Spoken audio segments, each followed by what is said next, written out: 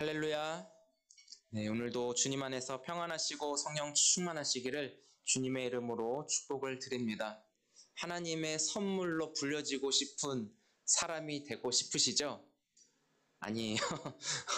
오늘 말씀을 통해서 우리 모두가 한 사람 한 사람이 하나님의 선물로 불려졌다라고 하는 그 특별한 은혜, 특별한 선물을 가지고 돌아갈 수 있기를 축복합니다. 우리가 요한복음이라고 하는 이 말씀을 보면서 우리의 마음에 이런 소원이 일어났으면 좋겠어요. 아, 예수님을 더 알아가고 싶다. 아, 예수님 앞으로 더 가까이 나아가고 싶다라는 그런 마음이 우리 안에 일어나야 되는데 혹시 여러분 안에 이 마음이 있으십니까? 예수님 앞으로 더 가까이 가고 싶고 예수님을 더 알아가고 싶고 시편에 보면 하나님을 가까이 함이 내게 복이다라는 이런 말씀이 있어요. 우리가 진짜 복 받기를 원하고 명절 연초에 설날에 보면 어른들께 인사할 때 어떻게 인사하죠? 새해 복 많이 받으세요 라고 이렇게 인사를 하지만 진짜 하나님이 우리에게 원하는 복은 하나님을 가까이 하는 것이 진짜 복이라는 것을 우리에게 알려주셨습니다. 그런데 안타까운 것은 예수님이 이 자리에 가까이 오셨어도 예수님이 사람의 몸으로 이 땅에 오셨어도 사람들의 그 눈이 어두워서 예수님께 나아가지 못하는 그런 안타까운 마음, 하나님의 아픈 마음이 성경에 고스란히 기록되어 있다는 것 여러분 보셨습니까?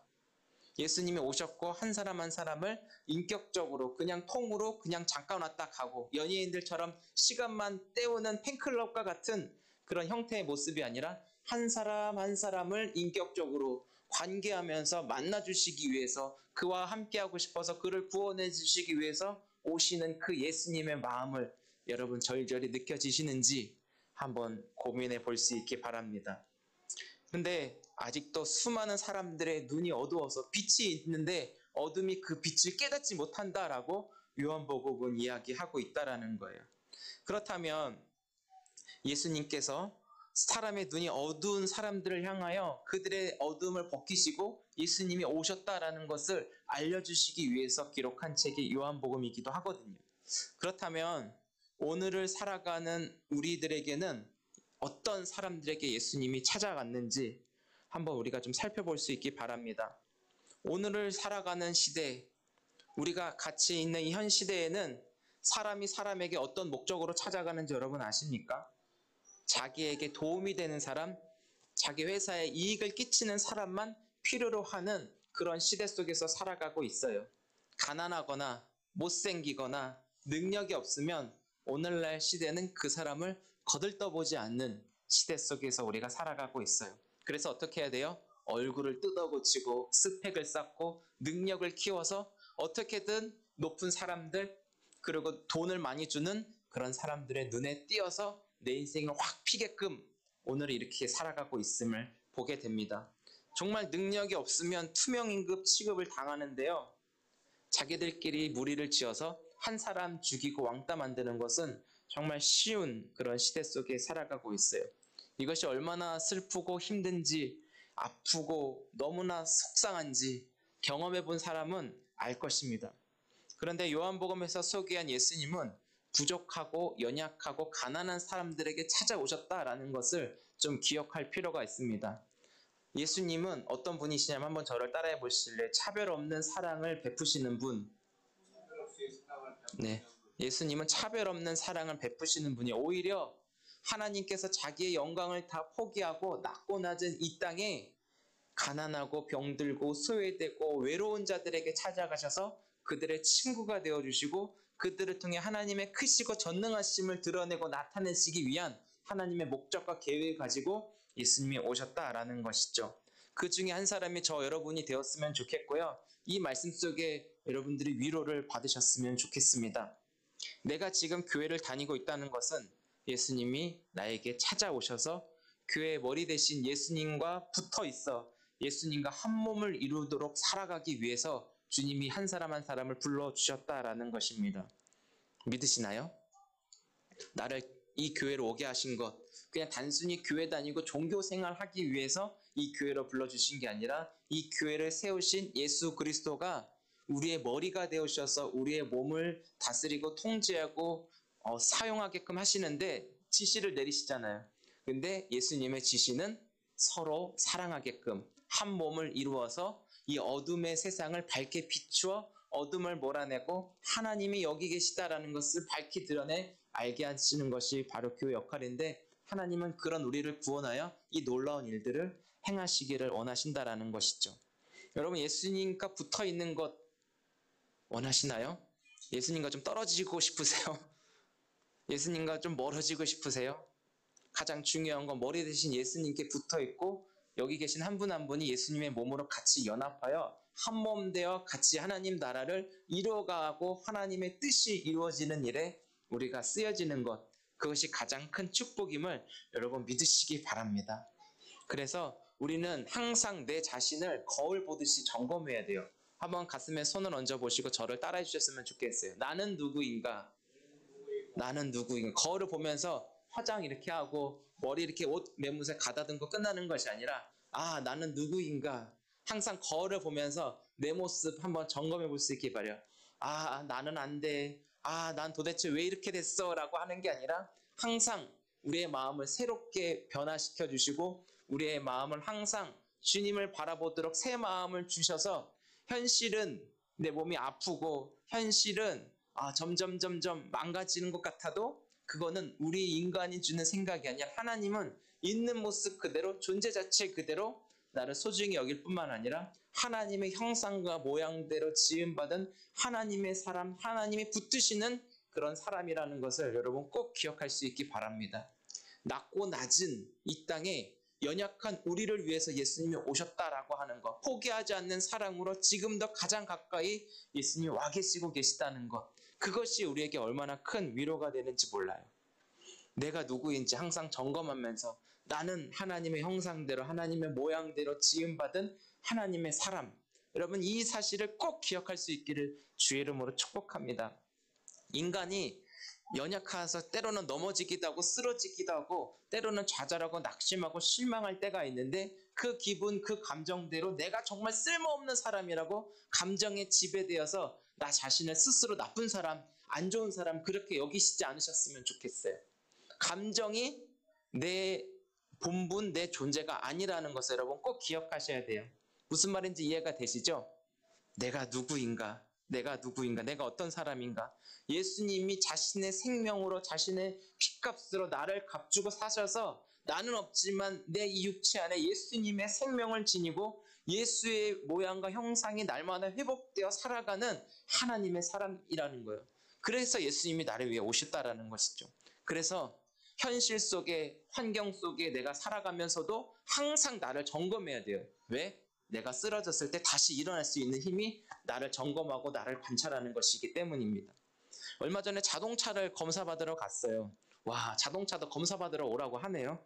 그런데 검사를 받았는데 자동차도 합격, 불합격 그런 판정을 내리는데 좀 어이가 없었어요. 근데 어떤 사람은 이 자동차가 불합격을 받았대요. 그래서 불합격을 받으면 이 합격 판정을 받을 때까지 부품을 교체하거나 아니면 다시 검사를 받아가지고 합격 판정을 받을 때까지 검사를 받아야 된다는 소식을 듣고 깜짝 놀랐어요. 그래서 만약에 불합격 판정을 받으면 어떻게 해요?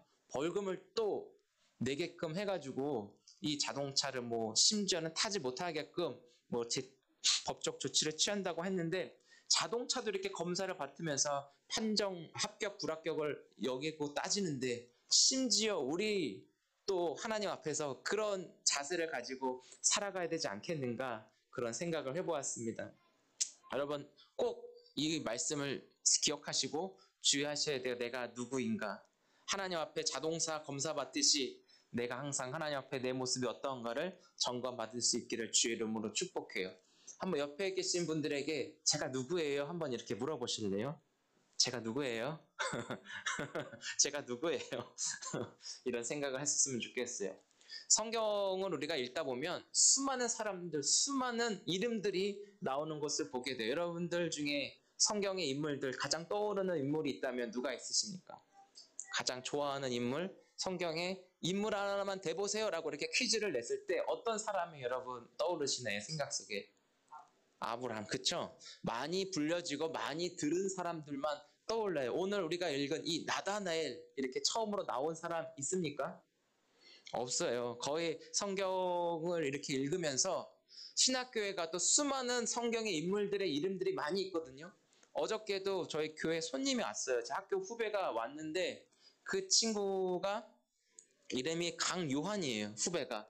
그런데 그 아들이 2명 있는데 그 아들은 강요엘, 요엘 선지자 이름을 따서, 그리고 하나는 다엘이라고 하는데 다니엘을 줄여서 다엘 이렇게 4글자가 실어가지고, 근데 그 친구의 아버지는 또 강요셉이래요. 그러니까 성경 이름들로만 얼마나 이 책임감을 가지고 살아가야 할지 모르겠지만 아무튼 많이 불려지고 성경에 많이 할애된 이름들만 이렇게 사용되어지는 것을 보게 돼요. 근데 오늘 우리가 요한복음에 읽었던 그 인물 중에서 아까 말씀드린 대로 나다나엘이라고 하는 사람들이 나와요. 이 나다나엘이라고 하는 이 뜻은, 오늘 저 말씀 제목을 한번 다시 보실래요? 하나님의 선물이라고 하는 뜻을 지닌 이름이 바로 나다나엘이라고 하는 것이죠. 이 요한복음에 나오고요. 마태, 마가, 누가복음 여기에는 바돌로메라고 하는 그 이름으로 이렇게 쓰여지고 있다라는 것이죠. 딱 한 번 등장하지만 이 바돌로메는, 그리고 이 다른 말로 나다나엘, 요한복음의 표현으로 나다나엘이라고 얘기하겠습니다. 이 나다나엘은 다른 제자들과는 다르게 예수님께 칭찬받았던 사람이라는 것을 알 수 있습니다. 47절에 보면 예수님이 이 나다나엘을 이렇게 칭찬해요. 참으로 이스라엘 사람이다. 그 속에는 간사한 것이 없다. 이렇게 얘기하고 있어요. 대부분의 사람들은 간사하거든요. 자기 이익과 자기 유익, 욕심, 자기 탐심, 이게 모든 사람들 안에 죄성으로 다 가지고 있다라는 것이죠. 근데 나다나엘을 향하여 예수님의 그 마음을 꿰뚫으시고 간사함이 없다. 이렇게 칭찬해요.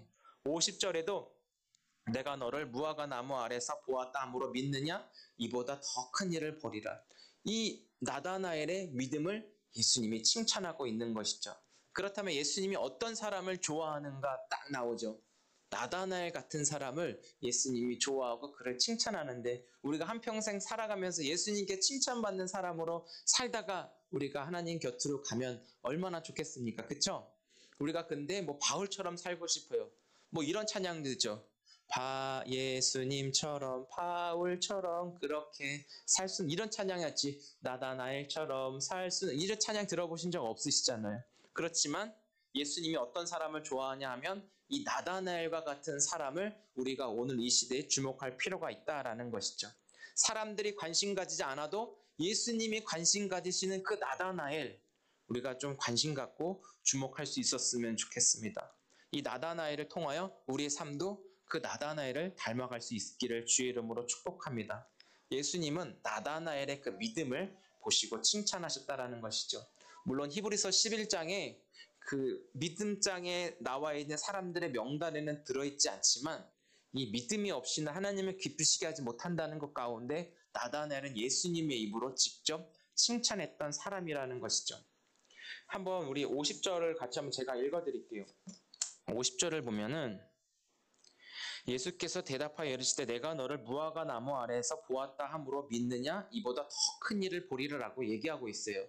그런데 이 무화과 나무라고 하는 이것은 메시아가 예수님이 오실 때 무화과 나무 거기는 기도하는 장소라고 이야기를 하고 있어요. 예수님이 오시기를 기대하고 기도하면서 예수님을 맞을 준비를 하는 장소가 무화과 나무라고 하는데, 이 무화과 나무 아래 나다나엘은 그 구전으로 예수님의 그 말씀, 예수님이 오시기를 기다리는 사람들이 모여서 그곳에서 예수님을 소망하는 것이었거든요. 그런데 그 무화과 나무 아래에서 나다나엘이 예수님을 갈망하고 소망하면서 그 자리에 있었던 것을 예수님이 보고 기억하셨다라는 것이죠. 예수님이 언제 오실지 모르지만 끝까지 그 말씀을 듣고 예수님이 오실 거라고 하는 그 믿음으로 그 무화과 나무에 있던 예수님을 그를 칭찬하셨다라는 것입니다. 그렇다면 오늘 우리가 살아가는 이 시점 속에서 오늘 우리의 무화과 나무는 이 손잡는 교회이면서 동시에 여러분들이 발바닥에 붙어있는 가정, 일터, 삶의 자리, 그것이 바로 저와 여러분들의 무화과 나무 아래가 되어야 할 것입니다. 그곳에서 주님을 갈망하고 주님을 기대하고 주님을 소망하고 주님을 기다리는 그 믿음으로 우리가 살아가기 위해서입니다. 그곳에서 기도하면서 살아가는 거예요. 주님 어서 오시옵소서. 내 마음에, 그리고 우리 가정에, 우리의 일터에, 우리의 학교에, 우리 자녀들 안에 주님 임하시옵소서. 그 무화과 나무가 바로 그런 자리라고 하는 것이죠. 예수님은 그 나다나엘의 그 믿음, 끝까지 주님께 붙어있는 그 나다나엘의 모습을 보고 예수님이 칭찬하셨다라는 것입니다. 예수님을 소망하는 삶의 자리가 바로 나다나엘이 무화과 나무 아래에서 예수님 눈 안에 들어왔다라는 것입니다. 여러분, 예수님을 소망하십니까? 예수님 소망하세요? 예수님을 말과 혀로만이 아니라 진짜 내가 있는 그 자리에서 나다나엘처럼 예수님을 소망하고 믿음으로 갈망하며 내 안에 내가 어떠하든지 간에 예수 그리스도가 내 안에서 나의 참된 주가 되시고 하늘의 문을 열어 인자 위에 오르락내리락하며 주님이 임재하시는 그 놀라운 순간을 우리가 기다릴 수 있냐 그 말이죠. 우리 대부분의 사람들은 눈앞에 보여져 있는 환경, 상황, 형편, 기분, 감정 여기에 치우치다 보니까 하나님을 놓치고 살아갈 때가 굉장히 많다라는 것이죠. 우리가 여기에서 한번 생각해 보아야 할 것은 하나님의 그 말씀으로 인하여 내가 다스릴 수 있고 통제할 수 있고 지배할 수 있는 힘이 내 안에 있는가? 우리는 좀 그거를 생각해 보아야 한다라는 것이죠. 대부분 사람들은 이 감정, 기분에 많이들 눌려있고 많이들 거기에 사로잡혀 있기 때문에 항상 패배의식을 가지고 난 안 돼. 저 말고 다른 사람이요. 이런 식으로 접근하는 경우가 굉장히 많이 있지만 여러분, 교만과 겸손의 차이가 뭔지 아십니까? 교만은 우쭐대는 그런 게 교만이 아니라 저 못해요. 저 못해요. 저 할 수 없어요. 저 할 수 없어요. 하나님이 하게 하셨고 하나님이 계획하여 요청하셨는데 저 못해요. 이렇게 겸손한 척 사람에게 보이지만 그게 진짜 교만이라고 얘기를 하고 있다라는 것입니다.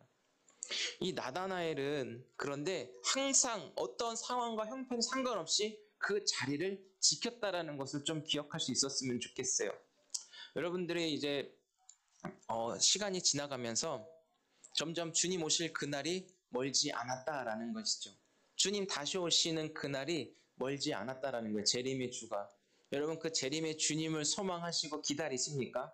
내가 있는 그 자리에서 열심히 살아가지만 주님 다시 오시는 그날을 우리는 기다려야 되고 믿음으로 그 주님을 맞이할 준비를 늘 하고 있어야 한다라는 것이죠.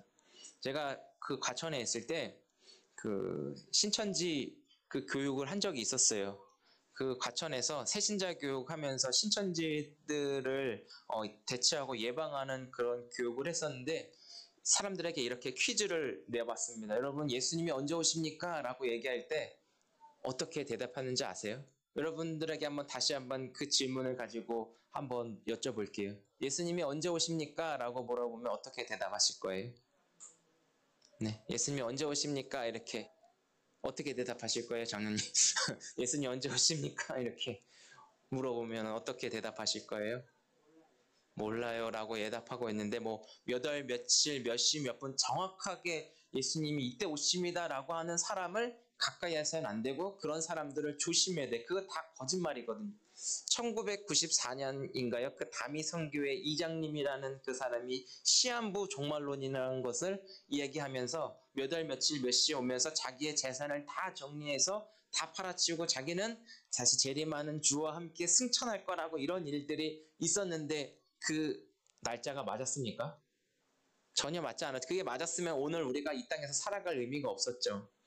그런데 언제 어디서 몇 월 며칠 이 날짜가 정확하지 않다라는 것. 예수님도 그 날짜는 모른다라고 얘기해요. 예수님도 모른다. 어떻게 해요? 그 날짜는 아버지만 아신다. 아버지 하나님의 주권과 권한이다. 이런 이야기들을 하고 있다라는 것이죠. 이게 굉장히 중요하거든요. 근데 성경에는 요한계시록을 봐도 이 얘기를 해요. 예수님이 언제 오시냐면 저를 한번 따라오실래요? 곧, 속히, 반드시, 다시. 예수님이 이렇게 오신대요. 이해가 되시나요? 몇 월 며칠 몇 시 그게 아니라 요한계시록만 봐도 속히 그리고 도둑같이 막 이런 표현을 막 쓰거든요. 이게 여러분 기억해야 돼요. 근데 속히 오신다 그랬는데 아직도 안 왔어. 우리의 관점, 우리의 시간으로 생각하면 안 되고요. 천년이 베드로서에도 보면 천년이 하루같이, 하루가 천년같이, 그 모든 시간에 관한 시간 계산은 하나님의 계산법을 이용해야지 나의 계산법으로 내가 기다리고 내 그 주관적으로 우리가 풀어가서는 절대 풀리지 않는다라고 하는 거예요. 그런데 우리에게 위로가 되는 것은 그 예수님이 오셨을 때 모든 억압과 힘든 형편과 아픔, 몸과 여러 가지 상황들이 있지만 그 속에서 예수님이 오시면 건져주시는 그 은혜로 완전한 해방과 자유와 평안을 우리에게 누리게 하시며 이제는 진정한 보호하심 속에 하나님의 자녀된 특권을 완벽하게 누릴 수 있는 그 은혜를 허락해 주신다라는 것이죠. 하나님이 예수님을 보내신 것도 우리는 작고 연약하고 부족하고 그리고 때로는 형편없다라는 생각이 들 때도 있다라는 거예요.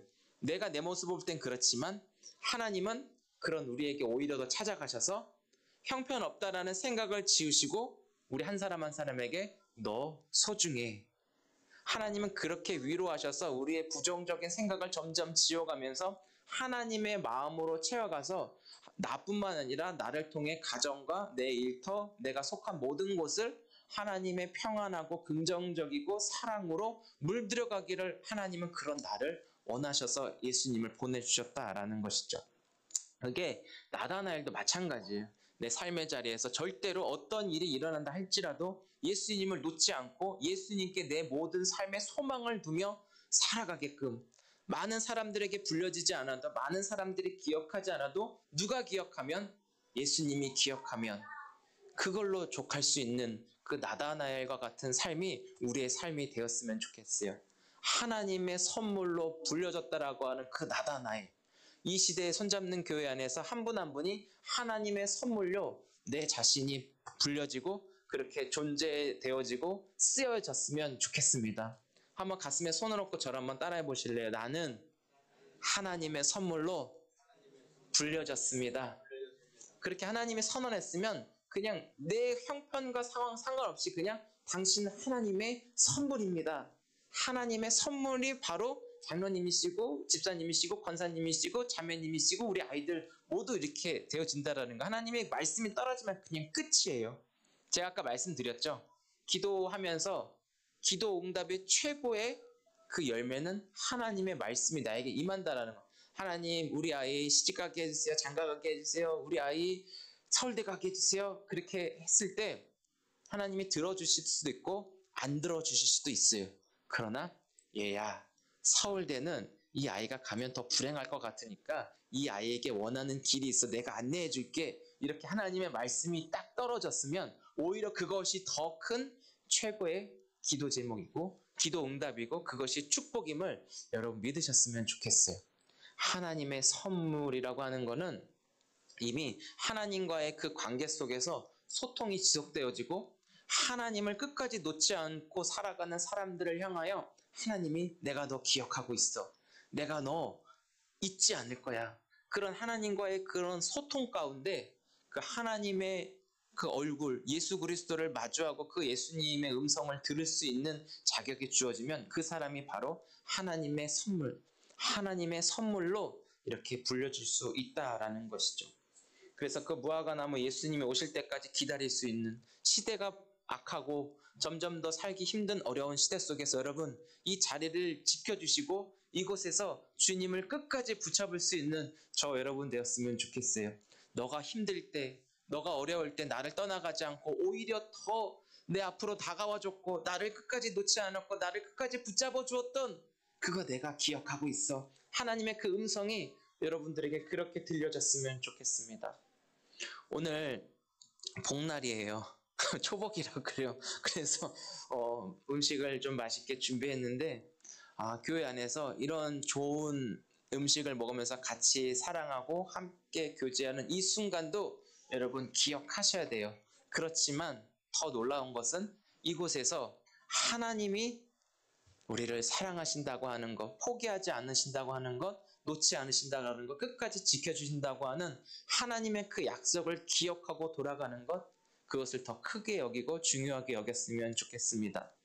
한나가 아이를 낳지 못해서 그 남편에게 그리고 또 다른 그 남편의 여자 분인나라고 하는 사람에게 엄청난 구박을 받고 여자 구실을 받지 못했어요. 근데 한나가 하나님 앞에 막 기도해요. 성전에 올라와서 주여 아들을 주시면 내가 그 아들을 하나님께 드리겠습니다. 아이를 낳지도 않았고 아이 소식도 없음에도 하나님이 주실 거라고 하는 그 믿음을 갖고 한나는 그 아이를 이미 기도하면서 하나님께 바쳤거든요. 근데 하나님께서 뭐라고 얘기하시냐면 하나님께서 한나의 기도하는 그 자리 그 모습을 하나님이 기억하시고 하나님이 그 언어를 생각하셨다 그 얘기를 해요. 그렇다면 우리는 하나님이 우리를 기억해 주셨으면 하나님이 우리를 생각해 주셨으면 그걸로 게임 끝. 하나님이 내가 기도할 때 내 기도에 귀 기울여 주시고 내 기도를 귀담아 들어주신다? 그러면 게임 끝 아니겠습니까? 우리는 그런 삶 속에서 하나님의 선물로 우리는 오늘을 살아갈 수 있다라고 하는 것이죠. 사랑하는 성도 여러분, 무화과 나무 아래에서 기억된 나다나엘처럼 끝까지 주님 그 자리를 붙잡고 떠나지 마시고 손잡는 교회도 떠나지 마시고 이 자리를 지켜주셔서 하나님의 기억 속에 하나님이 기뻐하시고 하나님을 향한 믿음으로 인해서 너는 내가 기억하고 있어. 너는 괜찮아. 너는 잘 될 거야. 넌 내 거야. 하나님과의 그 사귐과 믿음이 더 깊어져서 하나님을 믿을 때 하나님의 보호하심을 받는 한 주간의 삶이 되어지기를 주의 이름으로 축복합니다. 그렇게 사실 수 있으시죠? 끝까지 그 자리만 지켜주셔도 끝까지 무화과 나무 아래에서 주님을 갈망하고 소망하고 기대하는 그런 마음의 그런 변화들이 계속 일어날 때 하나님은 그것을 바라보고 지키시고 하나님은 기억하시고 기뻐하신다라는 거예요. 세상 사람들은 수많은 사람들은 어떻게 유명하고 잘 나갔고 또 오늘날 많은 사람들 다 큰 교회를 가더라고요. 어제 아라 데리고 저 상곡교회 가서 키즈카페 가니까 큰 교회만이 할 수 있는 그래서 큰 쪽으로 이렇게 몰려들더라고요. 근데 예수님은 뭐라 그랬어요? 나사렛에서 무슨 선한 것이 날 수 있느냐? 예수님 베들레헴에서 태어났고 베들레헴이 유대의 수도이긴 해요. 그렇지만 사람들은 다 큰 곳, 유명한 곳, 잘 나가는 곳, 그리고 좋아 보이는 그런 쪽으로 향하지만 예수님이 계시는 곳 나사렛 거기는 보잘것없고 별 볼 일 없고 그런 곳에 예수님이 계시니까 그곳이 천국이 되고 예수님이 계시는 그곳이 화려한 곳이 되었어요. 아무것도 보잘것 없지만 예수님이 우리 가운데 임하시면 예수님이 우리 안에 임하시면 여러분 거기가 천국이고 거기가 놀라운 은혜의 현장이 되어질 줄 믿고 내 현실 현장 내 처지가 아닌 예수님이 내 안에 오시옵소서 그 예수님이 임하는 그곳에 역사가 나타난다는 것을 기억하며 한 주간 예수님을 끝까지 붙잡고 내가 예수님께 붙어있는 그 믿음으로 승리하는 우리 모두 될 수 있기를 주의 이름으로 축복합니다.